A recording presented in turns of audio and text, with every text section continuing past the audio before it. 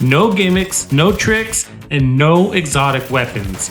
I have for you a series of off-meta SMG builds that barrel through NPCs steady like a freight train, critting at amazing numbers most of you likely haven't seen on an SMG build. And in your wake will be a trail of bodies. I was also able to get over 300% crit damage on one of these builds without using the Backfire Exotic SMG. I'm sure most of you didn't even know that was possible. And there's no gimmicks.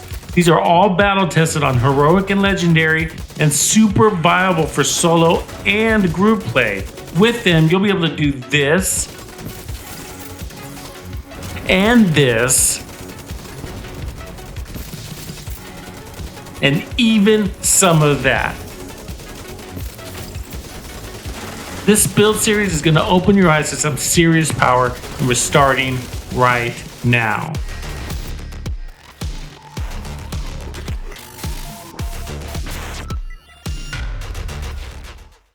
I've created a lot of hard-hitting SMG builds, but the builds I'm about to show you take the prize. And these aren't cheese. These are builds you can run every day. Heroic, legendary, group solo, whatever. What's even cooler is that they are fun to run and really easy to build. I'm going to show you several builds in this video with crit damage as high as 300% and damage ranging from 1 million to over 2.8 million on crit. And they can do more, but the enemies die before you max out. All the builds I'm about to show you are going to be centered on an SMG I know you have been sleeping on. And you're in for a surprise. This is not an exotic. It's not even a named SMG. It's an SMG with the highest base damage per bullet in the game. I mean, I've clocked almost 2.8 million damage on crit. Agents, we're talking about the M1928 SMG. And as you can see, it has a very high base damage. In fact, the highest of all SMGs. But don't confuse it with the Tommy gun. They look similar, but they're not the same.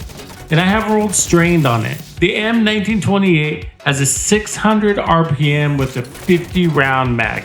That's perfect for strained, which gives you 50% crit damage when firing. That's better than killer, which requires a kill. That's better than close and personal, that gives you 30% weapon damage. Crit damage is more powerful. In fact, it works out even better than the named SMG called Cold Relations that has perfect strained on it that gives you up to 80% crit damage. It's better than Cold Relations because it has a higher base damage, quite a bit higher. And because of the mag and rate of fire, it sits at the 5 stacks for 50% crit damage for a decent amount of time. With the Cold Relations, you almost never achieve the max crit damage it can offer. Not unless you stutter fire, but that's pointless, right? The M1928 is also better than the Cold Relations when it comes to handling. It has a tighter fire pattern and low recoil. Look here, for example. Imagine how the spread grows for the Cold Relations as you get farther and farther away from your target.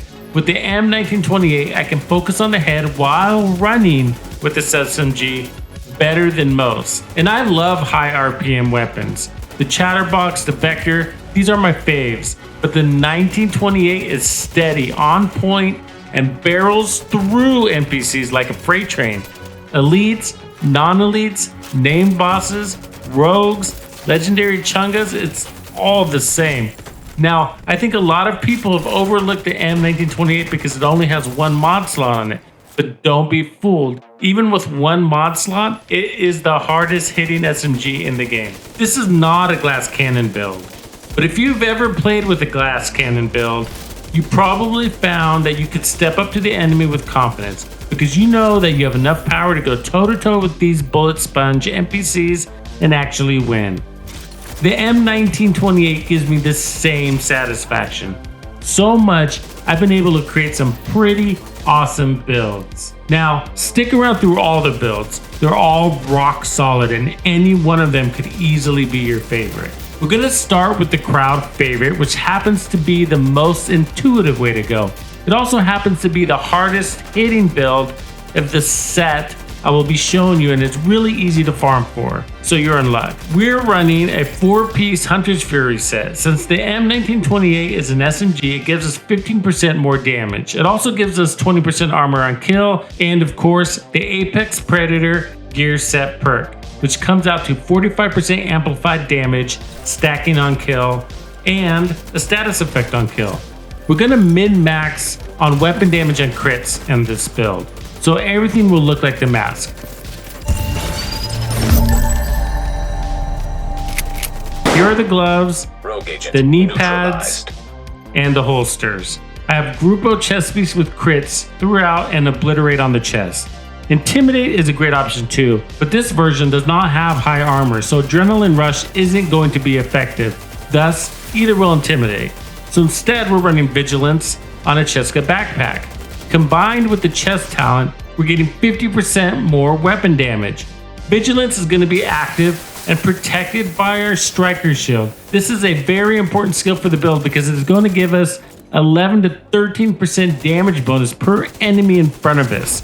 It's not going to be super strong, but it will protect Vigilance and boost our damage, so we're happy about that. You can only have access to this shield with the Firewall specialization, so equip that.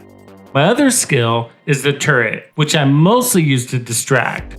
So we're at 53% crit chance and 168% crit damage. In the range, we crit at almost 1.7 million when there's only one enemy in front of us. We can get more when there is a group of enemies. So you will see me jumping on enemy groups and spawn points as much as possible.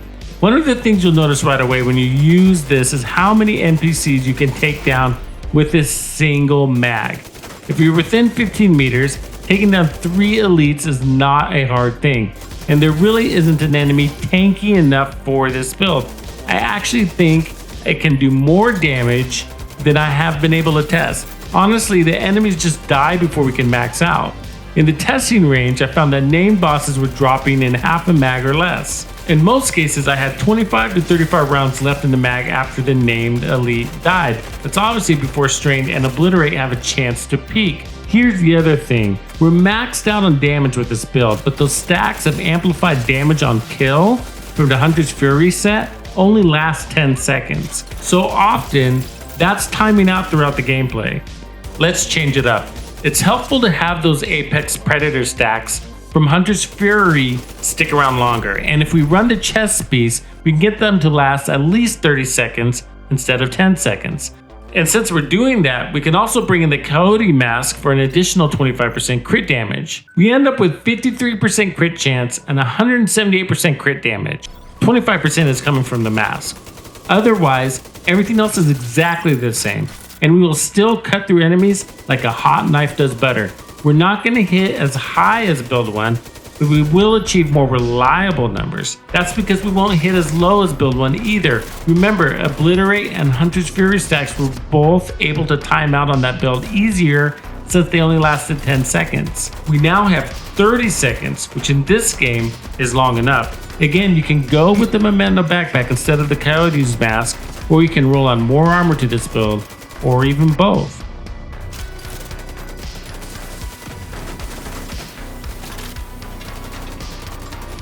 Now we're going to do something a little more interesting. We're going to keep the Coyote's Mask, but we're going to swap out the 4-piece Hunter's Fury for 4 pieces of Negotiators Dilemma, which is actually my favorite gear set in this game. It puts out the most damage in this game if you play it right. Unlike Hunter's Fury, Negotiators supports crits and allows you to mark up to 3 enemies.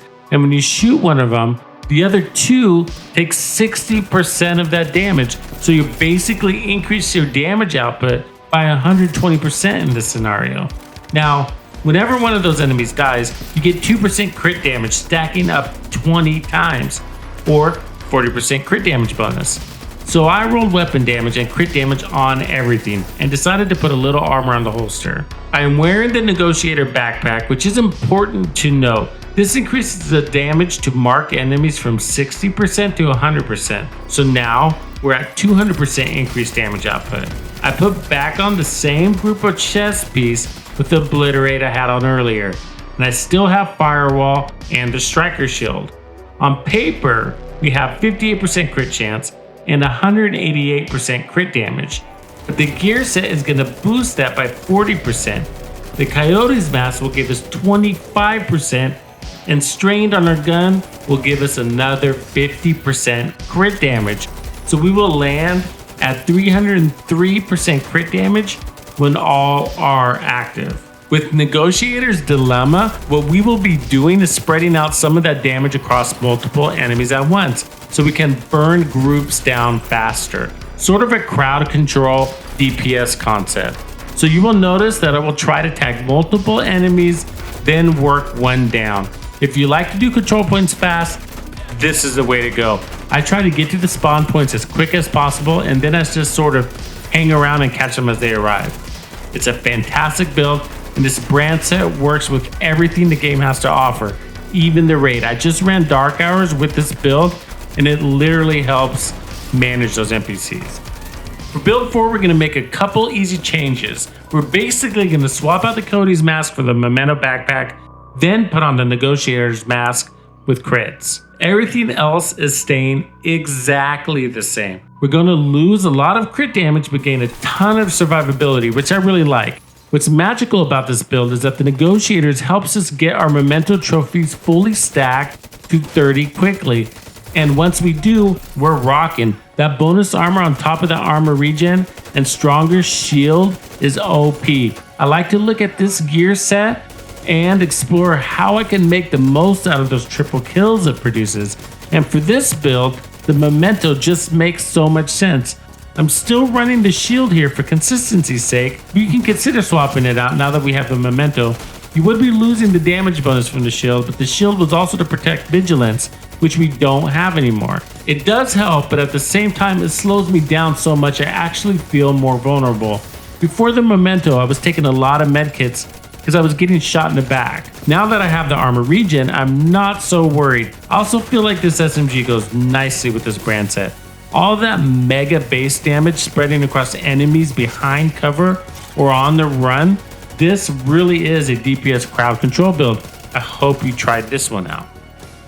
It's amazing how much fun you can have in this game when you explore new things, new weapons, new build combos. I created an off-meta AR build the other day with crazy heals. I maxed out the skill tiers, and because I use the capacitor exotic AR and crits, it shreds like it's a min-maxed all red build.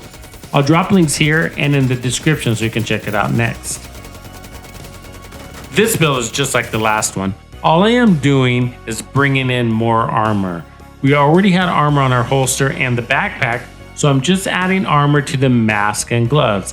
I'm doing that so that we get more bonus armor.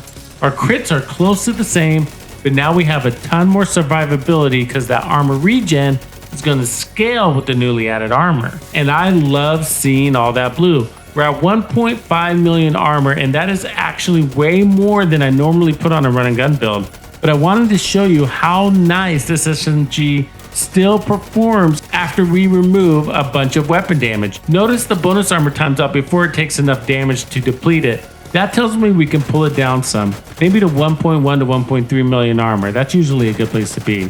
And that, by the way, is the same for any of the builds we've seen today.